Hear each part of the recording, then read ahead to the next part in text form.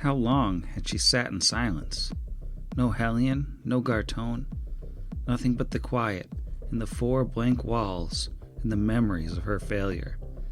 The utopia Hellion had promised, the world that would belong to the machines. It was lost to her forever, and yet Mayonda found herself dreaming of it every day, dreaming while she was still awake. Her imagined world was growing, filling in the space that the physical world had left behind when it shrunk into a 5x8 cell. It wasn't so bad, really, once she'd gotten used to it. In her head, she always won. She sat the throne in Starfall, not the sad excuse for a sovereign that was there now. There was a sound, a metallic clang that interrupted her reverie. Mayonda frowned in confusion. She didn't think it was mealtime. And then her cell door swung open with a kind of wild abandon, and it stayed that way. A human-looking man in shining star metal armor stepped through, a strange smile on his handsome tattooed face as he looked at her. A Kelid then, but he didn't seem like the others. Too clean-shaven and richly appointed to be a guard, but he didn't carry himself like an idle noble. And then his eyes. Mayonda could see purpose in those eyes. She wondered if hers used to look like that. He stopped just one step away from her cot, the door still hanging open behind him as if inviting her. He looked down into her eyes. "Hello, Mayonda. It's a pleasure to finally meet you. I come bearing gifts." He produced from his pocket a small metal disc, which he held out for Mayonda to take. She stared at it, at the inscribed symbol of an eye surrounded by neat, symmetrical spikes, but kept her hands in her lap. The symbol meant nothing to her. "Don't insult me, dear girl. This isn't a trick. It's a gesture of friendship." This is Pod Against the Machine.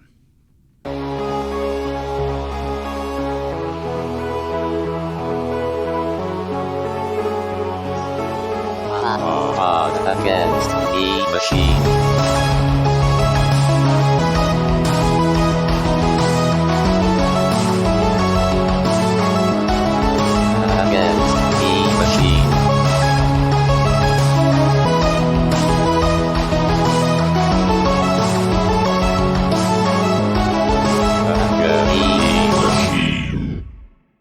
Welcome back to Pod Against the Machine, the only Pathfinder actual play that counts 138, 139, 100, 100, 100, 100, 100, 140. I'm your host, and here's everybody. Hello. Hello. Hey. Thanks, Common Core Math. Well, let's see. No time has passed since the last time we played Pathfinder, definitely. Previously on the program, the party after the memorial for Asher spent some time in Torch. They took a little bit of time to recover from the emotional toll of the end of Book 3 and also set up a memorial for their departed friend, do a little bit of shopping, a little bit of crafting, spend some time with the people in town, and meet up with a contact that Connor Bain had recently met, a Nagaji by the name of Tarazi, who is not the biggest fan of the Technic-League. Connor proposed that perhaps these people could help one another, and it seems an alliance has been formed, at least on a temporary basis. You know, I assume there's a trial period involved. After that, everyone finally took off on Long Dreamer, flew back to the Gorham Pots and the wreck of the Dusklight. The wreck of the Dusklight. The wreck of the Dusklight. Where, you know, they haven't been back since bad things happened there. And that's where we are now.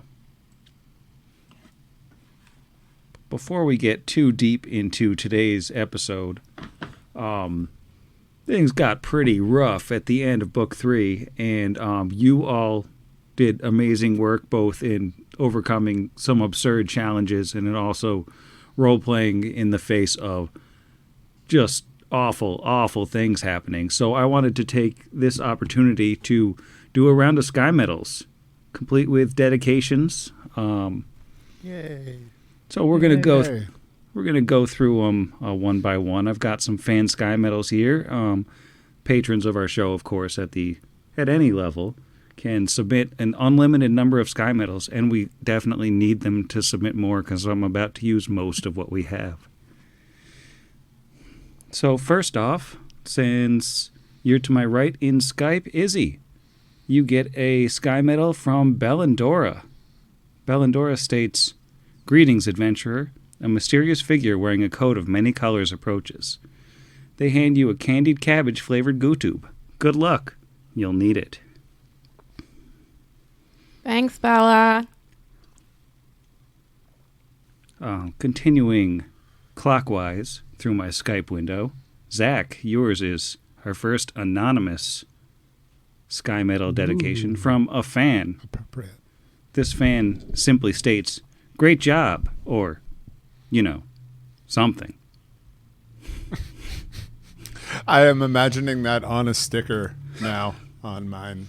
Great job with a nice 3-4 space ellipses or something. Thank you, anonymous fan. We will continue doing a great job or at least something in your honor. We can indeed guarantee that we will do something. And Jero, we were heading back to Bellandora. Bellandora says to you, "May you roll high and take little damage."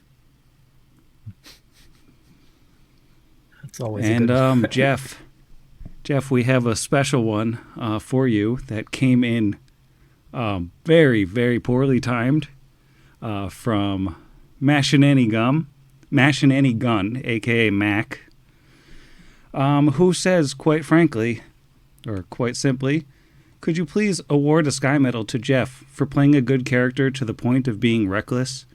His desire to get Asher to do the right thing, regardless of consequences, is always a treat. The dubious morality that surrounds him just makes it extra fun.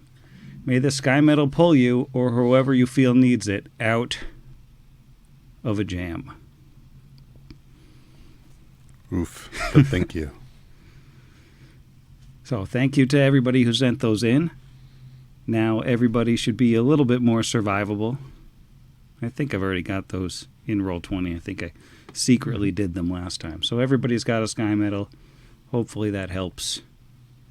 Hopefully we don't die quite as often in this book. Thank you, wonderful subscribers and the folks that submitted Sky Medals. Please do more. Sam won't give us any until you do more. It's true. He literally said we don't get them, no matter how heroic we are. It's the Right rule. to our faces. Even if I guess the page number he's on, he said that won't happen again. Yeah. Not Then he unless knocked an it's ice fan cream submitted. can out of my hand. Yeah. I'm crossing things out so I remember what ones we've used. All right, so you are all back at the Dusklight.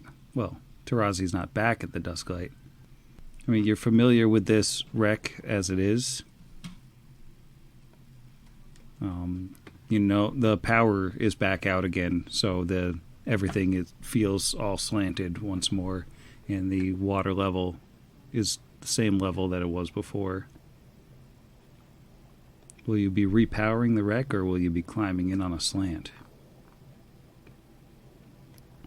And the slant makes it difficult terrain. Is that the vibe? Yeah, basically. Everything's pitched at a 30-degree angle, so it's all kind of difficult terrain. But theoretically, the monsters have been cleared out, at least of this part.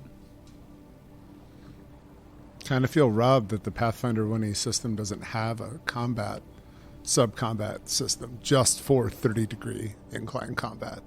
That's why we play this. It may well have an entire alternate. It's the old Hills of San Francisco filter. Think we're gonna power it back on?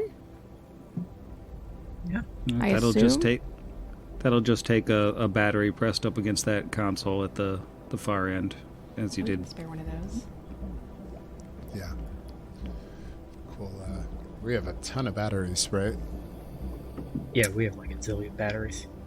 Looking it up, but yeah, probably about a zillion. Approximately 1 zillion batteries. Not to be confused with a zill's worth of batteries. Minus. Anything to avoid using the metric system. So popping a battery back on that console does bring the lights back up, and the monitor comes back on with the simple "Welcome to the Dusklight" message.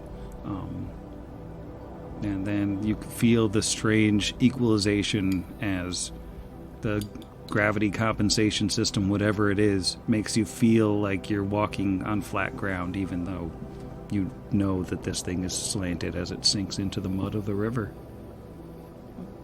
Forge on ahead. Does anything remain from those things we couldn't even identify the last time?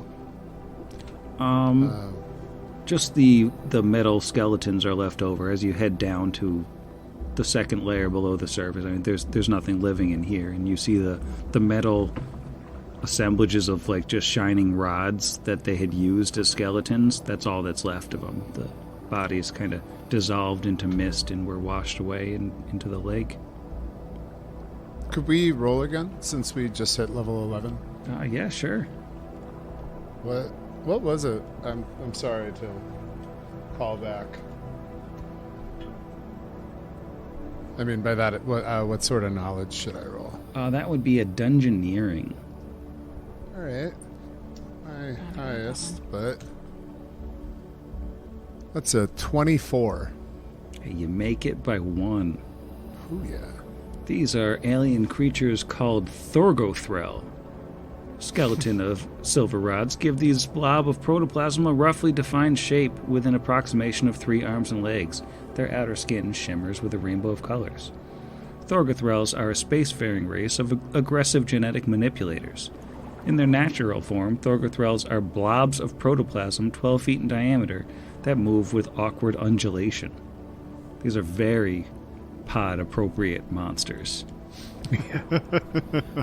Thorgothrels can extrude pseudopods in order to manipulate objects and form simple tools. These pseudopods excrete a complex cocktail of chemicals that can force changes to a victim's underlying genetic structure. Weighed down by Galarian's gravity, they are quick to sublimate into poisonous vapor in the atmosphere.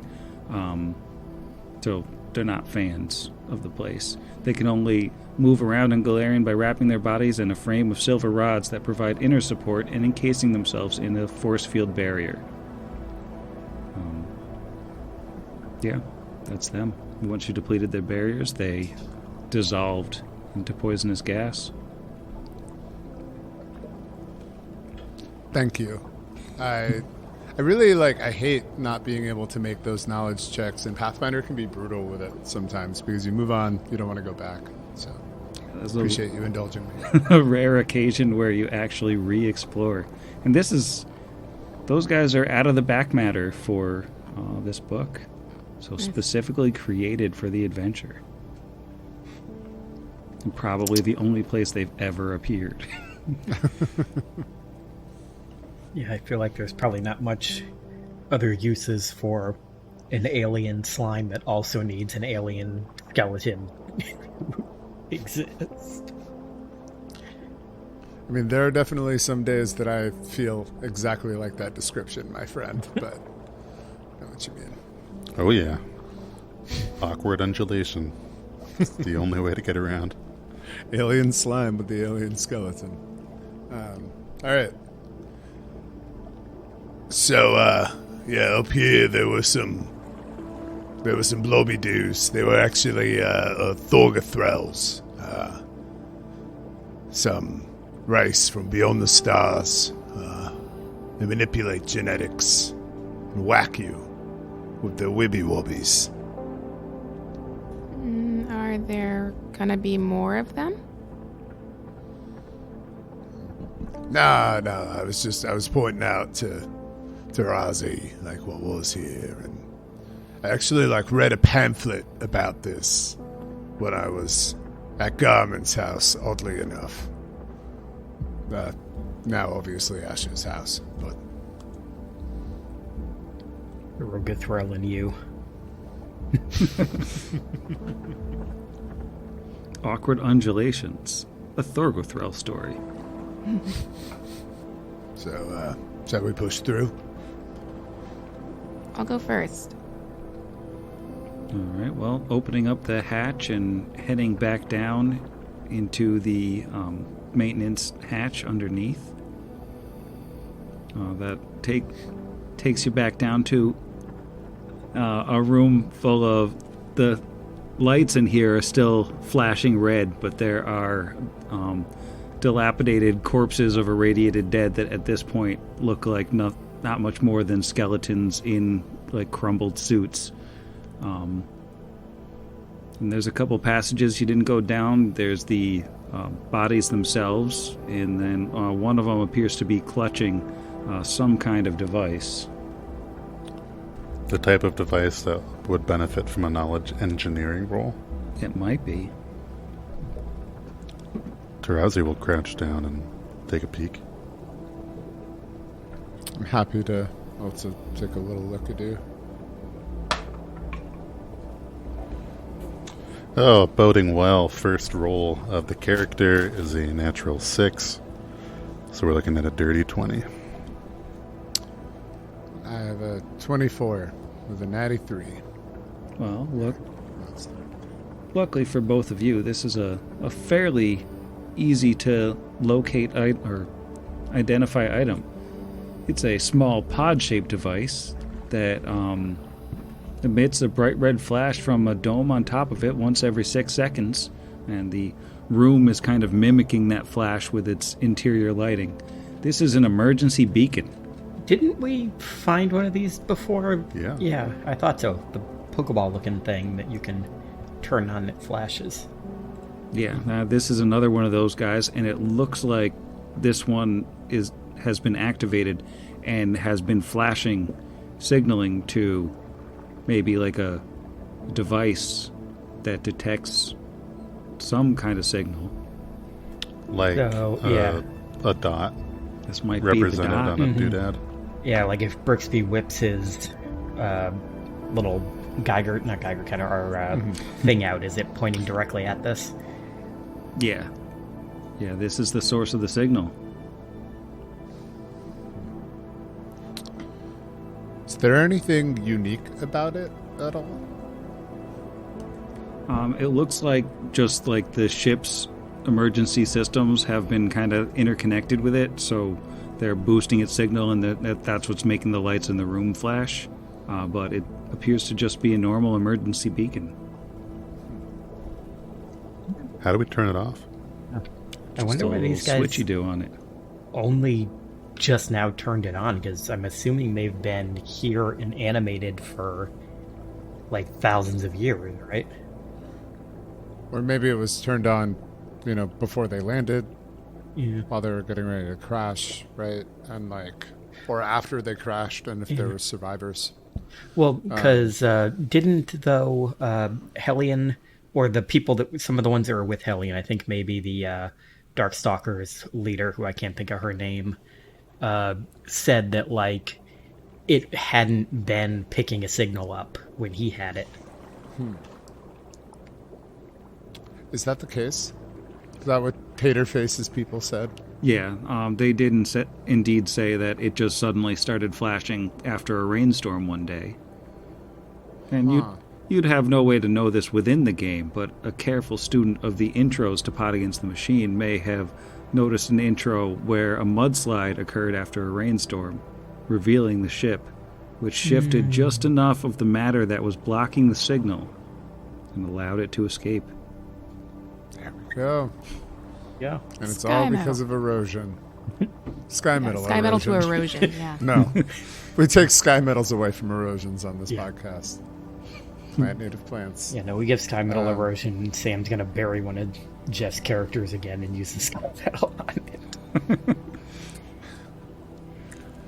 Is there anything functional on these, what look like computer terminals? Could we access them and, get useful things like ship logs, Unity secrets?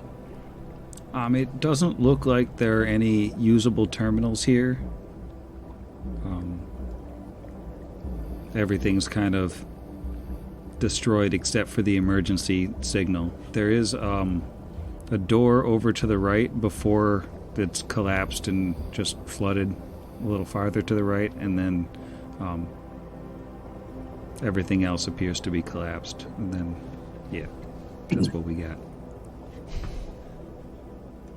So that corridor on the left then doesn't have anything in it?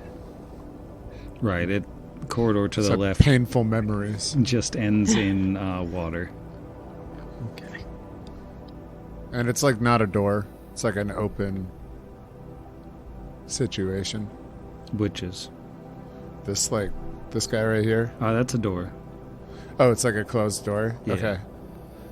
Brix is going to check with Perceptido to see if there is any situation going on. I'm also going to cast Shield and Mage Armor. I should say that out loud, but it's basically a given every day at this point. It's a 25. It's high-tech, mechanical, etc. 26. Well, there seems to be something vaguely high-tech or mechanical on the other side, as you think you can hear like the kind of crackling of exposed electricity, like a broken circuit or something. I remember this from Under Torch. I got zapped, right? That was the one that had the Zappy-Doo in it? Or was it a different one? No, that was it. Yeah, there it we go. proved Brooks was faster than lightning. Yes! And it wants a rematch. Does the door seem locked? No. Alright. Is there anything I can do about this with like a knowledge engineering? Possibly with my engineering inclined snake friend? It doesn't seem like the door itself is trapped or dangerous. It just seems like there's some kind of arcing electricity in the room beyond. I hear the crackling sound of lightning, electricity on the other side. So it's not the door. He demonstrates by touching the door and not getting home alone. I lied. And it's not even locked. 10d6. No, it's fine. I'm just gonna dies. Don't trust your GM. See that merch before Christmas in our store. I'm lying. Cut that out.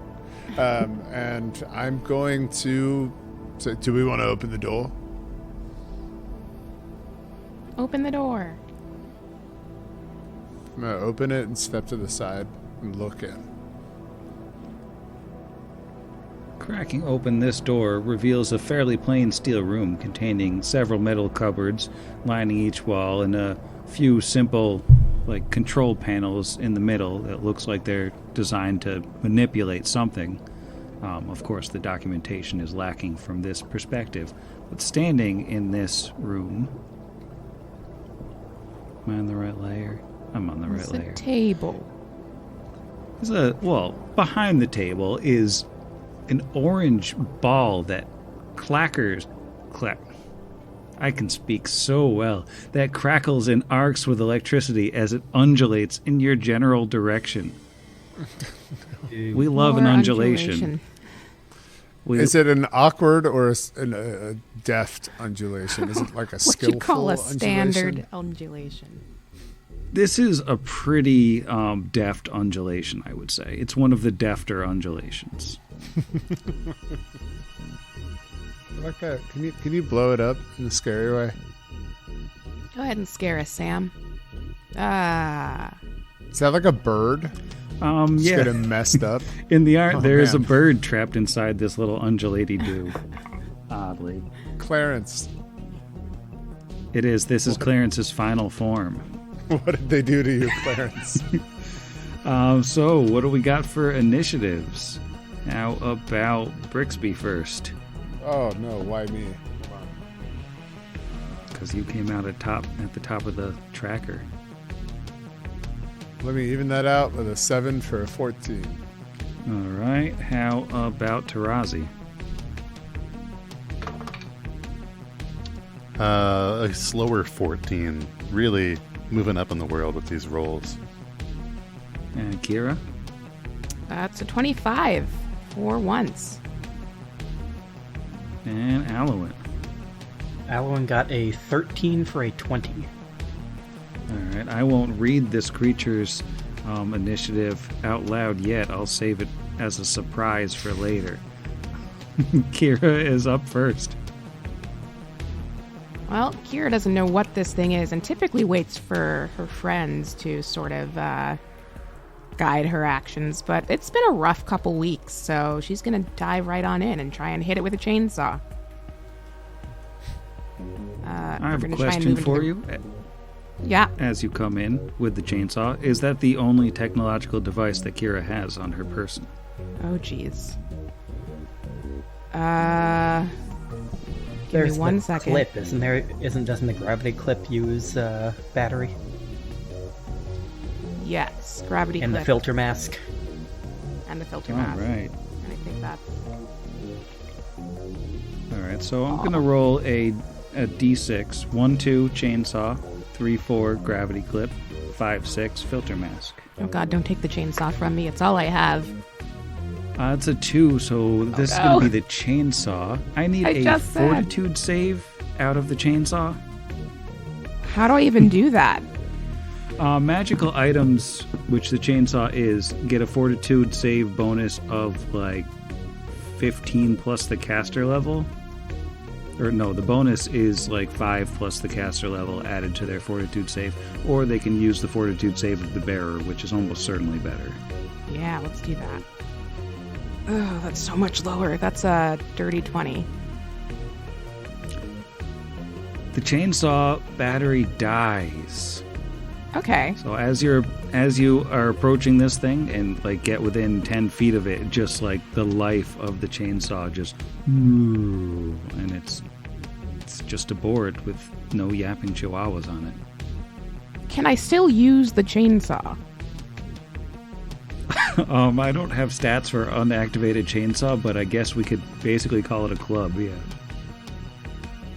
yeah.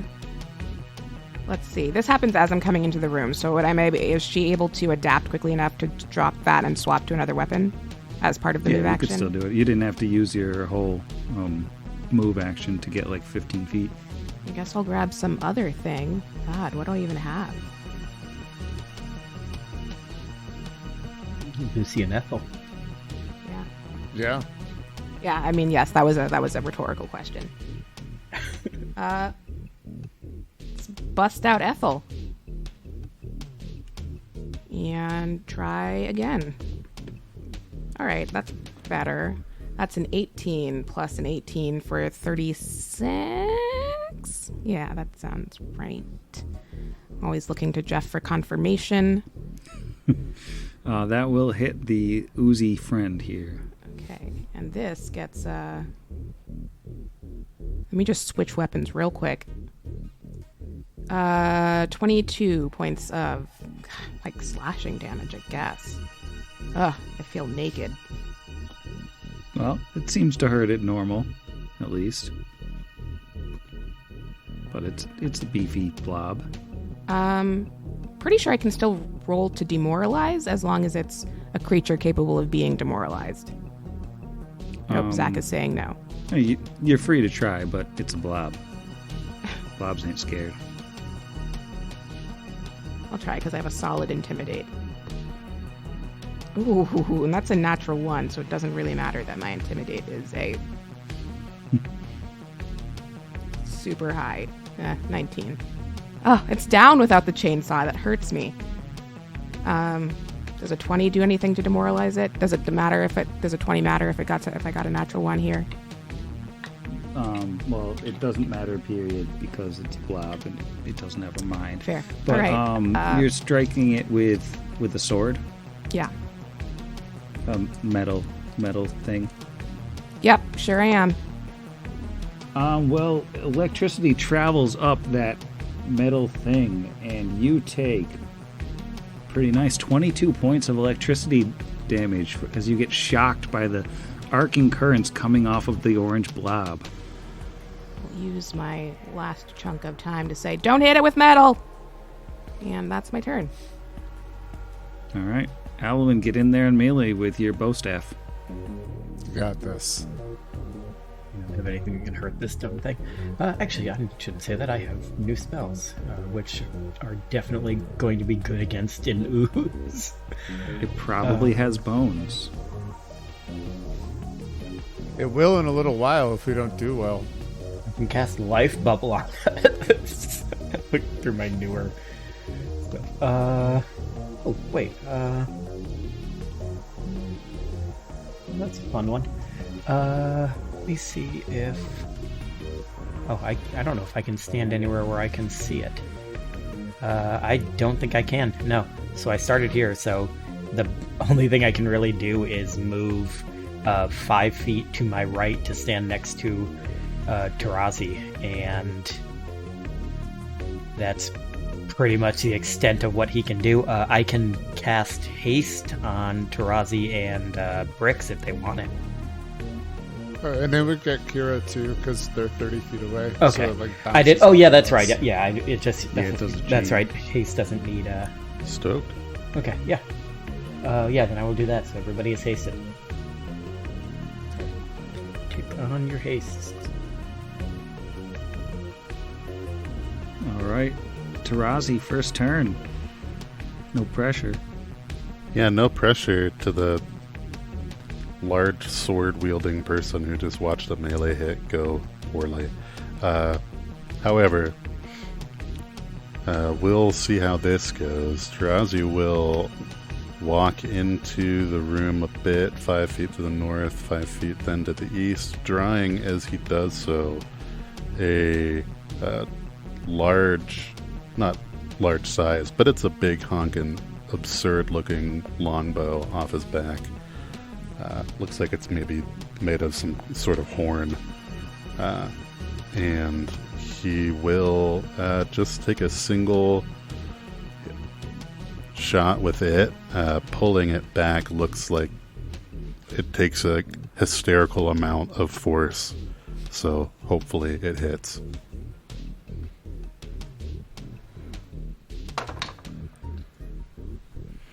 That is a 23.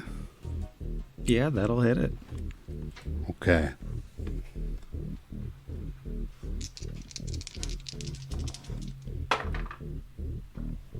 That is 14 points of mundane damage. All right.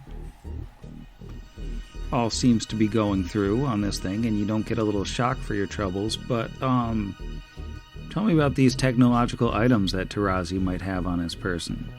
Yeah, he doesn't. What knowledge would it be? Is it another Dungeonero on this thing? It is. It is the That's old a bummer. Dungeroo. Bummer. Probably should have taken a rank of that. Maybe next level if he's still alive. That would be the end of the turn then. All right, Brixby, who should have technically gone first, probably, but that's not what the sword descending did. You're up. He's a gentle rat. He is fine to defer, so he'll step in, and he's going to roll his own Dungeonero. So 17 for a 31. Yeah, you're looking at a capacitor ooze. These are something of an organic battery, and they were long thought to have been developed by technologists or mad scientists, and have long since escaped captivity and infest the hinterlands of Numeria. They seek out sources of electricity, consuming them like other creatures would food. Maintaining vigor and growth requires regular consumption of organic material as well, of course. A capacitor ooze that's denied power or food can begin to starve. They grow without bounds, splitting only from damage or misfortune. When they encounter others of their kind, they often merge, if left undisturbed, creating a giant version of the same. Luckily, this one hasn't apparently merged with anything. With a 31, let's see what you got. You do only get one question. Anybody feel strongly about anything? Because I don't want to meta too much, but like usually ooze defenses are just kind of it's an ooze. Yeah. Whereas like special attacks or qualities might be a little bit more interesting. Yeah, and I don't think that's metagaming. Our characters have met enough oozes to know they all have pretty much the same strengths and weaknesses. So it would make more sense, like we just saw it turn off Kira's chainsaw. Asking about special attacks or that kind of thing would make more sense in universe. All right, we will go with, I guess, special attacks then. All right. Well, it's only got one special attack, but it is a good one. its melee slam attack, is charged with electricity that has a sort of destructive resonance that when it hits you, it can mess up the electrical impulses in your brain temporarily, causing horrible, potentially effects should it affect you. So you don't want to touch it, basically. You don't want to let it touch you. That makes sense. And I guess I must have messed up the electrical impulses in my brain because it has some sort of discharging aura, and it also does electricity if it hits you. So it clearly has some more defenses than just being a noose. But we've seen them, so, whatever. Still a good use. Okay. So with that, Brixby's going to do something that he pretty much never does. He's going to cast a spell from his opposition school, which means he's going to do this with tricky spells, so he's not going to do the verbal or somatic component. And I need you to roll a will save as some of the water kind of beside Brixby comes into the air and comes into the room and starts wrapping the capacitor ooze and freezes. A will save, you say? Sorry, a reflex save. I'm going to need a reflex save. So I was going to say, this thing, with its functional mind that it has, pretty good roll, pretty bad bonus. How does an 18 sound? That is a fail. So you failed your save against the icy prison. You're helpless, but you can still breathe. You are wrapped in ice, which is as thick. It's 1 inch per caster level. Since I have a negative level, it's 10 inches thick. You can break out with a successful strength check, which is DC 15 plus my caster level, so a DC 25 strength check you can break out. Otherwise, you kind of have to bash your way out, which we can get to. Let's see, the ice has a hardness 0 and 3. So it would be 30-something hit points to break out.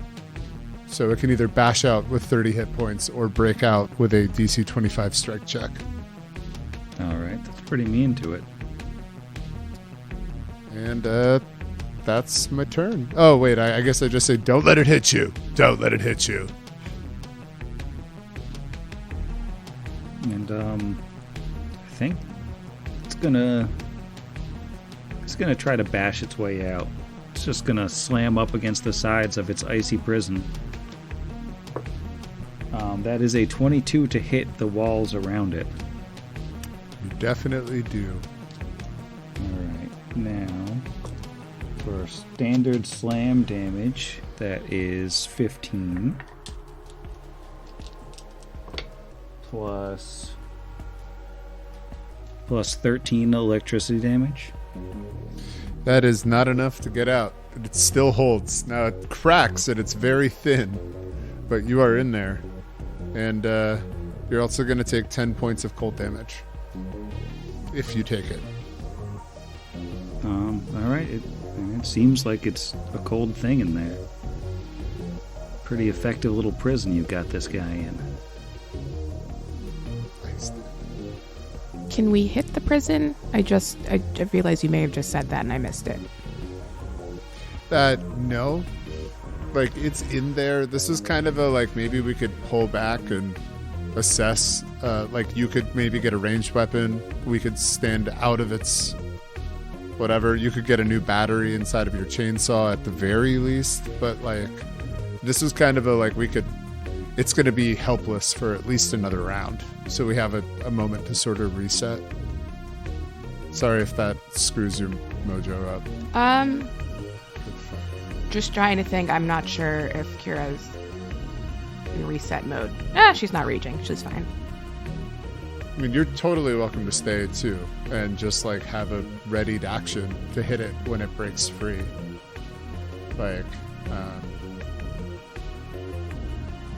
Which it will do on its turn, and then you would be able to hit it again on its next turn. On your turn, which would follow that. If that makes sense. Yep. Yeah. So. All right. I'm going to use this turn then to Sam, what is your thought on a lucerne hammer composition?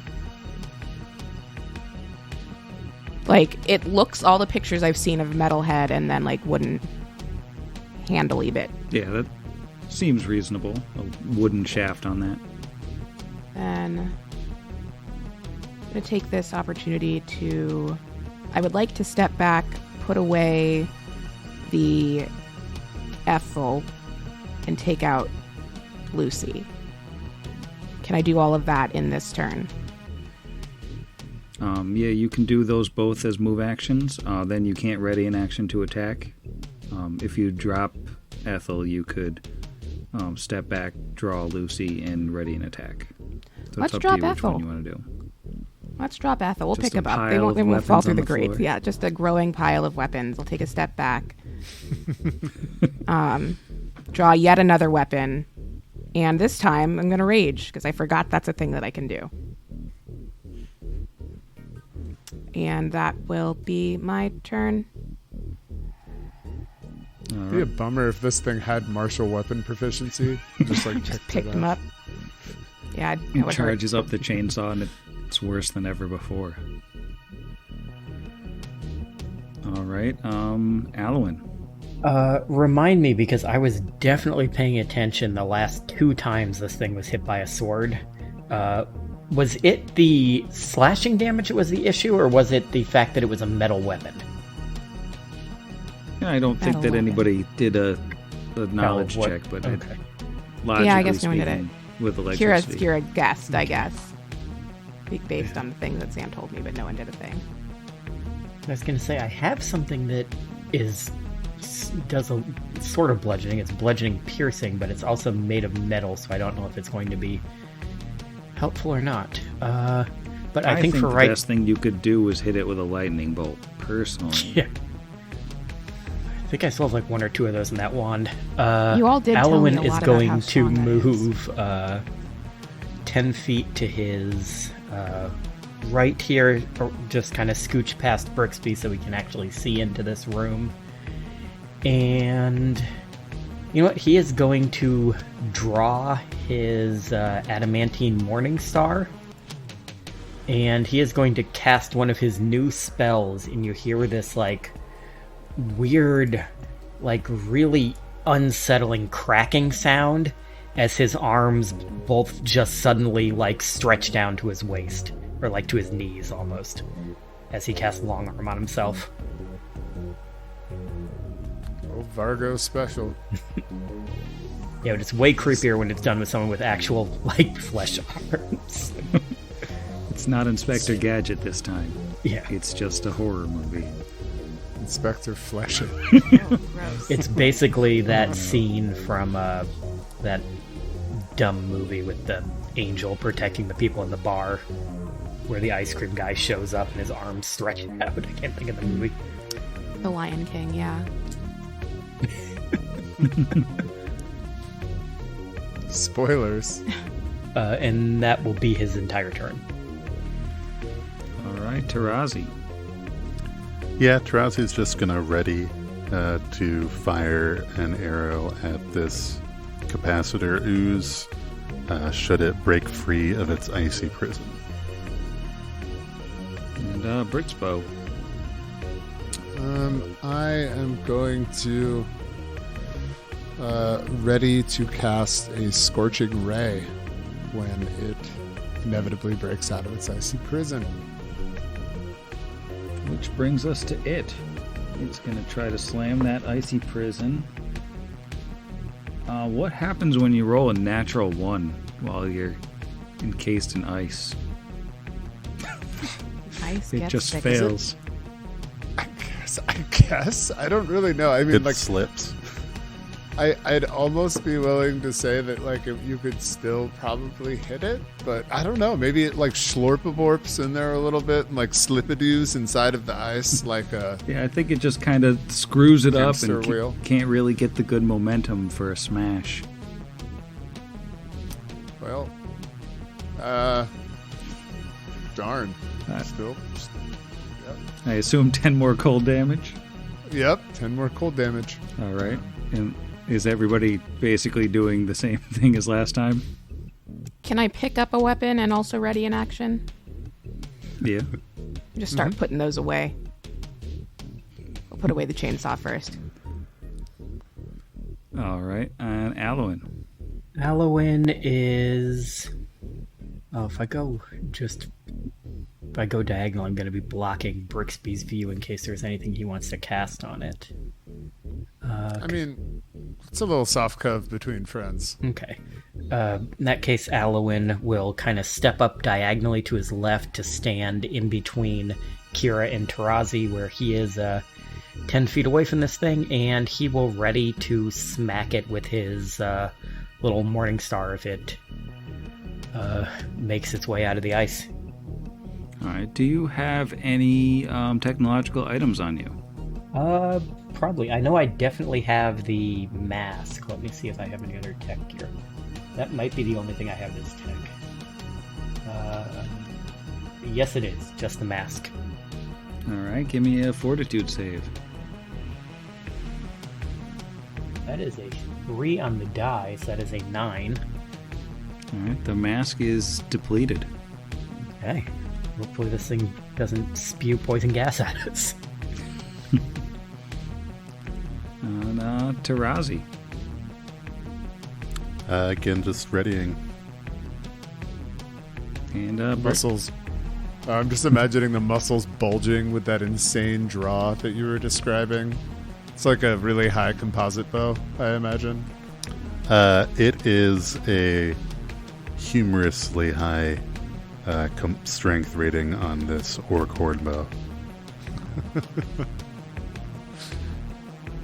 Yeah, Brix is going to continue to ready, I suppose. Although, I don't know, is there a better? No, I don't have line of sight. Nah, it's good. Let's just still ready to scorchy doodle. But I'll be the last in the ready pile. all right, which brings us back around to -2 on initiative, which is where the capacitor ooze is. I forgot to reveal that before. Made him wait for it. This time it manages to roll a 7 on the die, so it actually can hit its icy prison. But can it do 2 damage?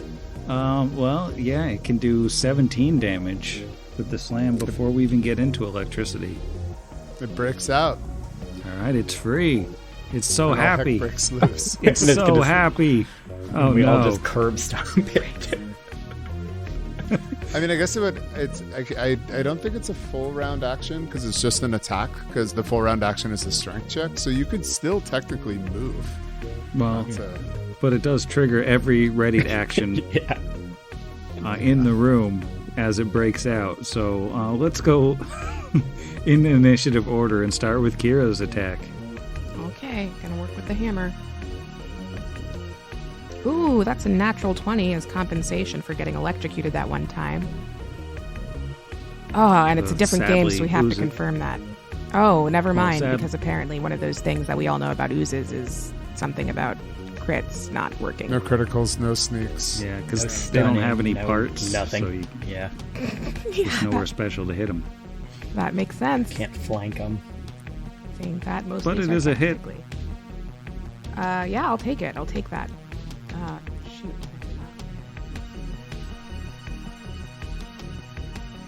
I think it's 2d6. Yes. Oh, 2 6s. This is a solid turn. 12 plus 21 is 33.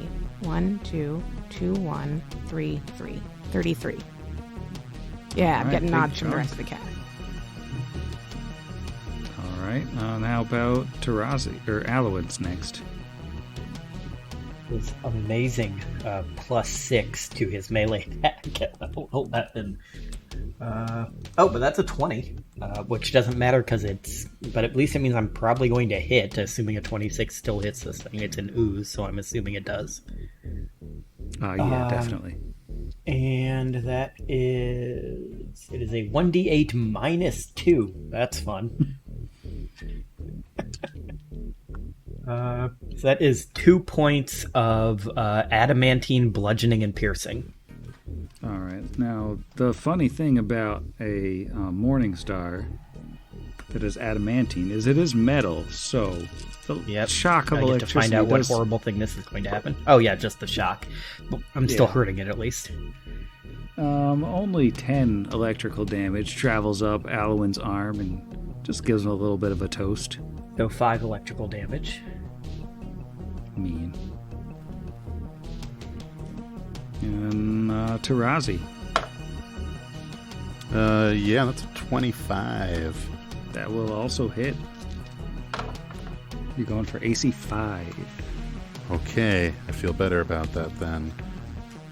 That's only 13 as he finally is able to release this string and just hurls this arrow at this absurd little ooze. He must have been getting a little bit tired. Still, it's looking hurt. It's like the schlorps are sadder schlorps. And Brixby. Little All right. scorchy doodle action. Yeah, for behind the soft cove into melee, but it's versus an ooze's touch. So, yeah, that was a 14 off the die for a 22. Yeah, you're looking for AC 5. All right, let me just roll one more. Because sadly, I still have a negative level until tomorrow, where this would be 3 rays, which I cannot wait for. And yeah, that's one better with a 15 off the die. So that is a 4, 2, 5, 1 for a 12, and then a 9 on the other one with a couple of snake eyes. All right, not the greatest rolls in the history of the world. That's the bad news. The good news is this thing's turn is over, so now the entire party gets to wail on it in earnest. Izzy, Kira is up. Can With I? a full hasted turn. Yeah, there we go. That's what I was going to ask. All right, let's see. First attack. Ooh, not good. That's a 3 on the dice, plus a 21 for a 24. Oh, Yeah, but you're you going for said that. AC It's fine. 5.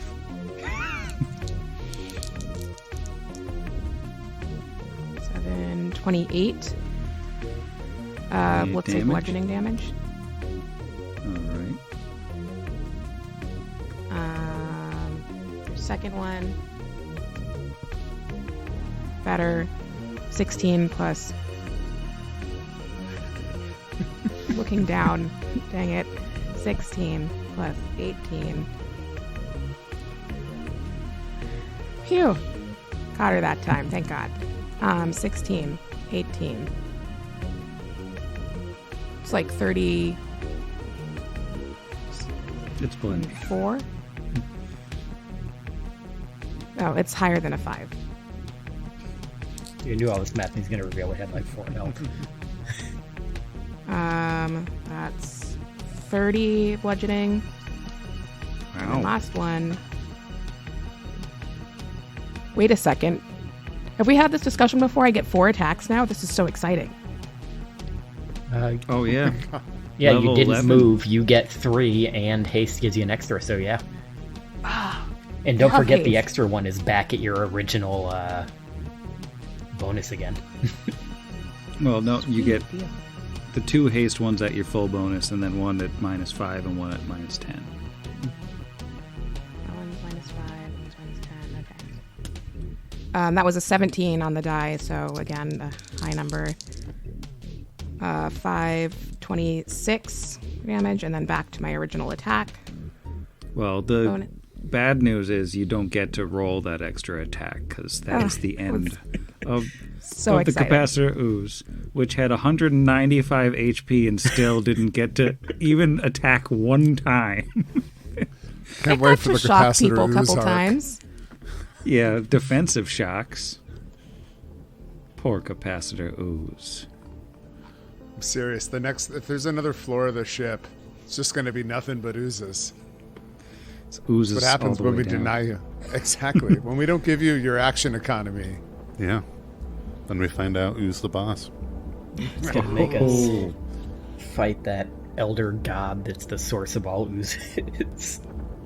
What is that, like a Tony ooze? Who's the guy from Who's the Boss? Tony Tony something? Danza. Tony Danza. Yeah, Tony Danza ooze. Yeah. That's Ooze. That's Ooze the boss. Hold me closer, Tony Danza.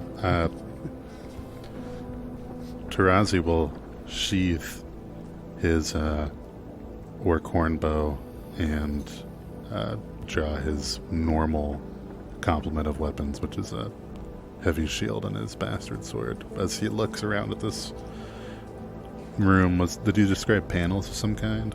In that yellow table in the center, it appears to be like a fairly simple control panel. While this is happening, Kira's going to pick up the last of her weapons and put a new battery into the chainsaw. The chainsaw actually got so oozed up that it just broke forever. Oh, I wish you'd told me earlier. Got my hopes all up. So oozy. Nah, it's like WD-40 in there. That thing is humming. I thought you were supposed to use peanut butter. Ever. Just sort of. Oh yeah, no, absolutely. That's for the Chihuahuas. That's to keep them docile. But it's the ooze that really keeps it running with the sound of Jello going through a car wash. That's the secret of the ooze. Ah, yes.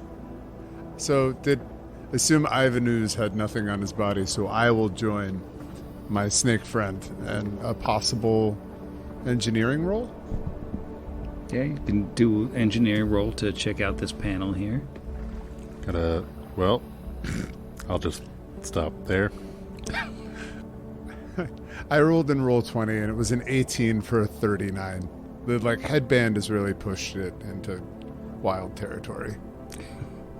Well, with 39, I think Brixby immediately realizes that there are 3 emergency releases in here, one for each of the bays above, including the bay that escape pod was stuck in. Oh yeah. So I wish I had that feat. What is it, like something planner, where you can have anything under 100 gold in your bag if you have enough downtime. Oh, it's I yeah. can't remember. Yeah, because this is when I would unlock the escape pod, and I would turn around and say, pulling out a bottle of champagne, It's time to christen our new ship. There's a smaller ship in the larger ship. It's sort of a shipception situation upstairs. Tarazi nods as though he comprehends that concept. Y'all want to go see a ship about a ship? Let's do it. Yep. Follows along There's with the his, subtitle. 8 more minutes of weird long arms. Just, the doors, the pocket doors, shut on them. He's just gummy. He's like, what's his name from One Piece? I know the name. Monkey D. Luffy. I got it. Yes. So you flip these releases and you can hear the ship shuddering with some kind of effort as metal grinds and water sloshes up above you somewhere. So theoretically, the launch is free. All right, well, let's go upstairs.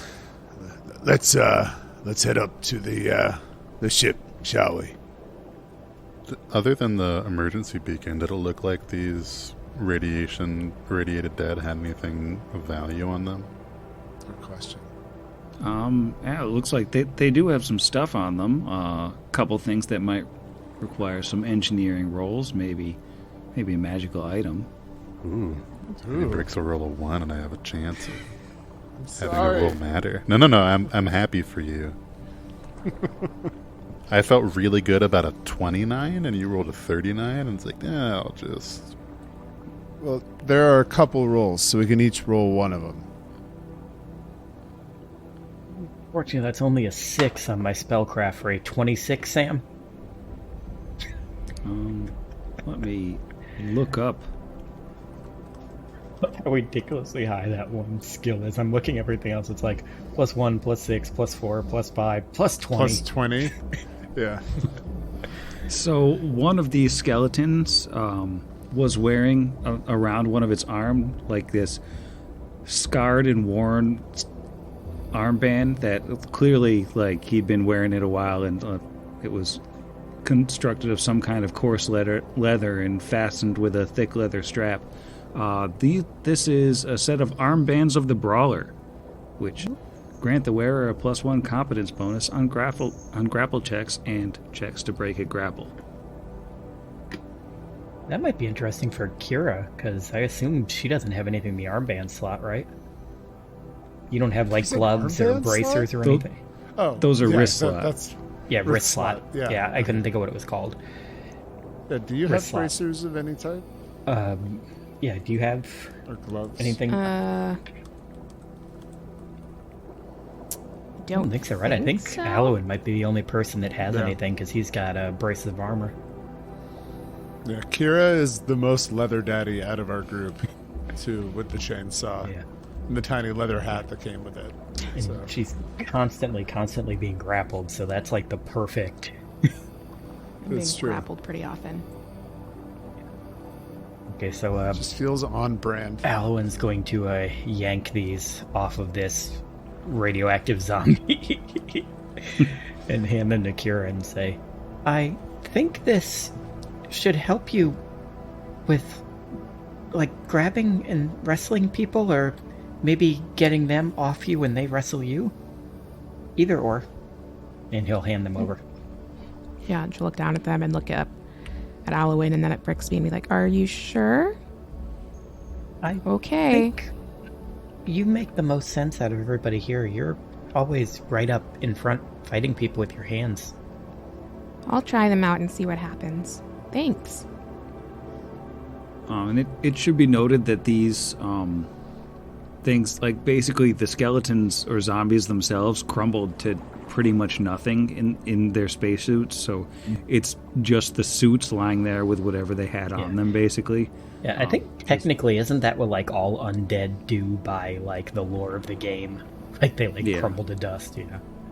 Unless there's somebody special like Hetuath and they come back. Yeah. And then, let's see, what else? So you find on one of them a gray key card. Very fancy. Oh, nice. Have we seen that color yet? No, didn't think that's so. higher. Yeah. Our last one was green, I think. I know the first one was brown, and then it was Yeah, we black, either had and then a it was... black or a green, Yeah. and it also clearly follows the karate belt system. So, no, kidding. Except I think black Like is in like the reverse. worst. Or the second Yeah, it's worst. like in Well, reverse. and also, I yeah, think, right? also in Where's brown is, like, purple? the third highest belt, also. That's also Yeah, so a it's crappy like one. descending. Yeah, I don't know. Whatever. So let's see, you got the key card. The ruined spacesuits themselves look like they would be useless as actual armor, but they're probably worth some money, each of them. Especially to people interested in Numerian ruin sort of thing, because despite their poor condition, they're artifacts of days gone by. And then one of them, you can see, since his body basically dissolved into nothing, there is this set of cybernetic tendons, which, did we get an engineering roll on that? Do you want to go first? I did mine in the...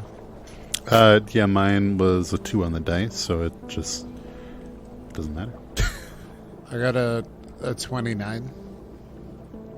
Well, you recognize a set of wirejack tendons Mark 1. Wirejack tendons are a cybernetic implant that not only strengthen and enhance existing reflexes, but also enhance the transmission of nerve impulses to the surrounding musculature. Once installed, wirejack tendons grant an enhancement bonus to dexterity. In the case of a Mark 1, the enhancement bonus is a +2 to dexterity. So Now- if you want to become a cyborg, that just became available to you. Is that... So is this something we'd have to go to a lab for? Like one of those cybernetic labs or something? Yeah, you probably have to go to a cybernetics lab, which you did blow up the only labs you know of. But theoretically, were you to find or construct a lab and find someone who could do a substantial enough craft check, you could surgically implant these in someone to give them a +2 dexterity. Cool. Leapers. These can be put inside your body to make you more dexterous. Adept jumping and leaping and running. But we'd need special equipment and skills I don't think any of us have just yet. But we can hold on to them. And that looks like that's all the interesting stuff on these particular fellas. Folks object to me holding onto the access card. There wasn't like a med lab or anything on the ship under the torch, right? I don't think so. Yeah. Darn. Nothing really functional enough anymore. Mm-hmm. Yeah, the only one we found was the one that was haunted, so we had to blow it up, which seems unfair to us. But it's fine. We'll find another one. Yeah. I'm sure. And hopefully it we won't be couldn't haunted. even use them. Right. We couldn't even use them if we could. So that would honestly be good for any character, probably. If Astra was still with us, it would be a clear answer. But we can worry about that when we find the means. Good call again, Jeff, on not just marching past those creatures that we left in sadness. So up to our ship. Let's go see it. Well, you climb back up out of the hole, out of the maintenance hatch, and into the underwater section of the ship, which you can now see, like the 3 bays at the back of this room have opened themselves up with like big slanted, almost cellar doors, and like you can see out of the ship into the river beyond. So the way is basically clear, and you've got a ship sitting in front of you in one of the bays. It is bigger than it looks on this little map, so it's big enough for everybody to fit inside. How do ship? So it's not just like a Zodiac raft like it is in the picture. Are we doing like an engineero? Do we have an enable device we could roll? Yeah, what's everybody's piloting skill? Yeah, we're going back to Starfinder, so I'm going to need a piloting check. But I think engineering, really, to get this bad boy started. Handle animal. Hopefully there's keys under the, Yeah, behind the visor. the Yeah, snake somebody visor. left them in the sun visor. Oh. Spicer.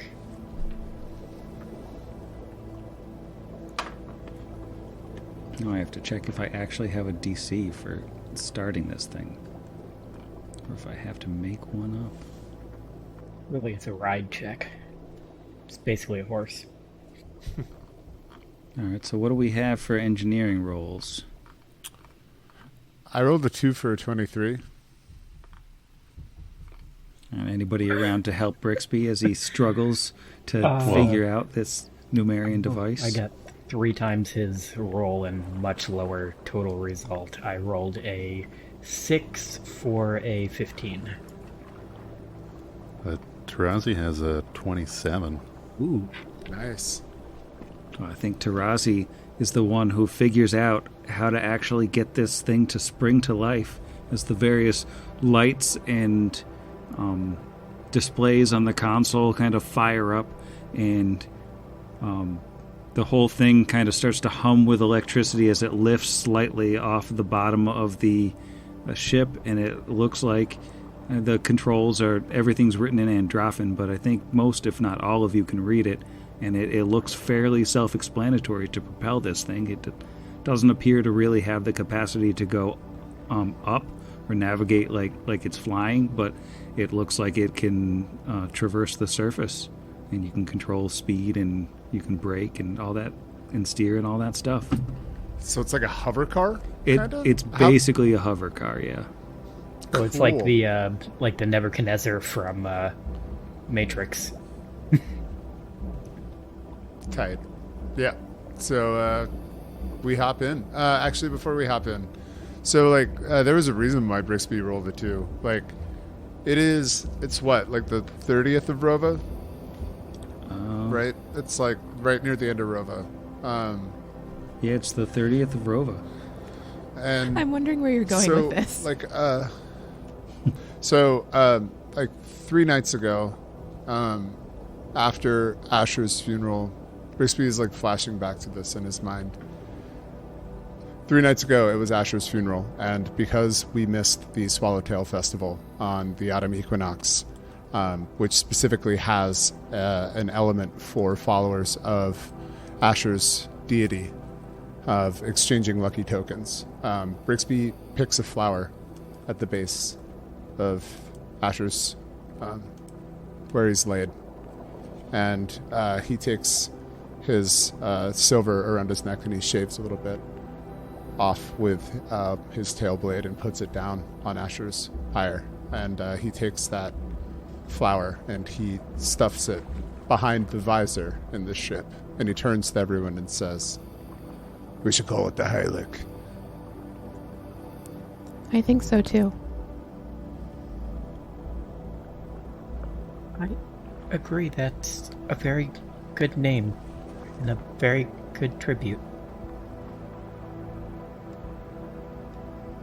Kira looks expectantly at Tarazi.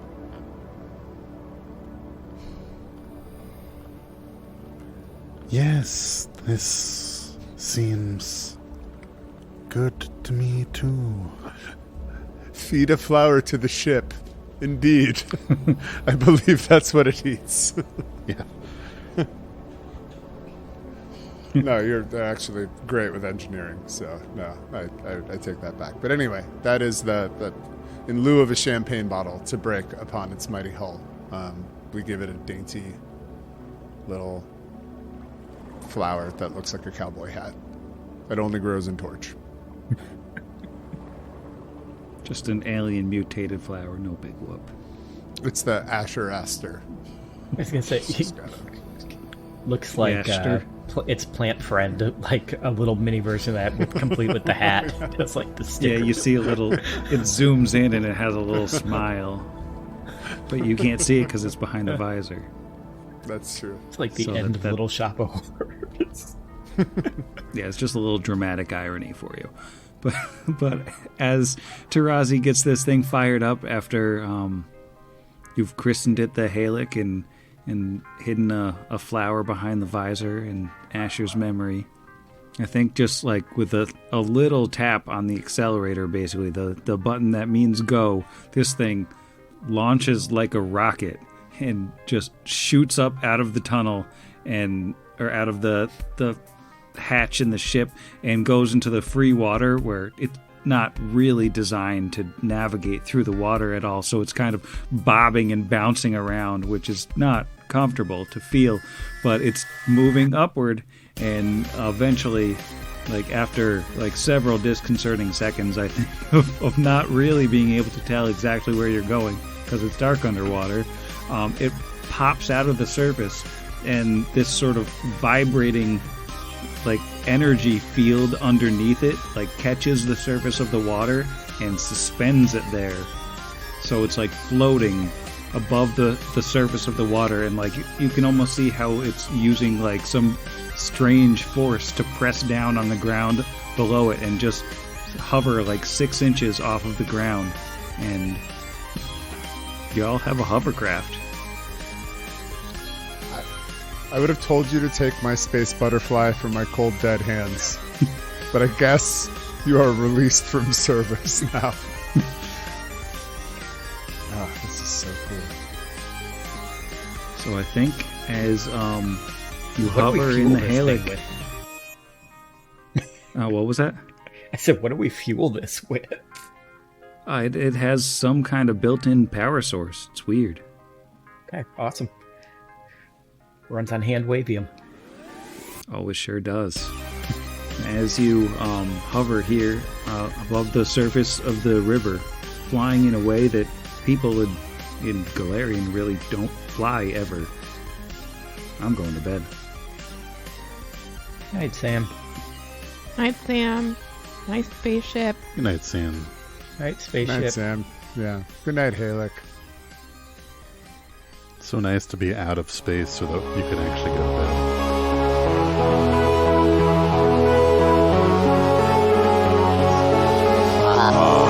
Against the machine.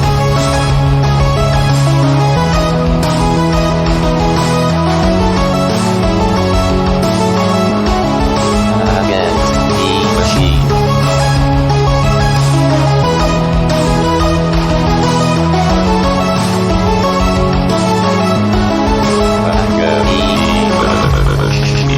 Pot Against the Machine is property of Network Against the Machine LLC, all rights reserved. Pathfinder and the Iron Gods Adventure Path are property of Paizo Publishing.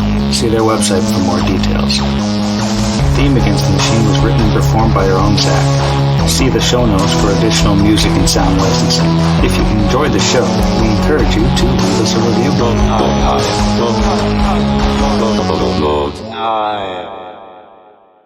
Perfect. There we go. Waveforms, wavy, wavy, wavies, huevos, formeros. Oh, that is the perfect first boundary roll. I just saw a giant pink die appear on my screen and roll onto a 1. Yeah. It's fan. I rolled a 1.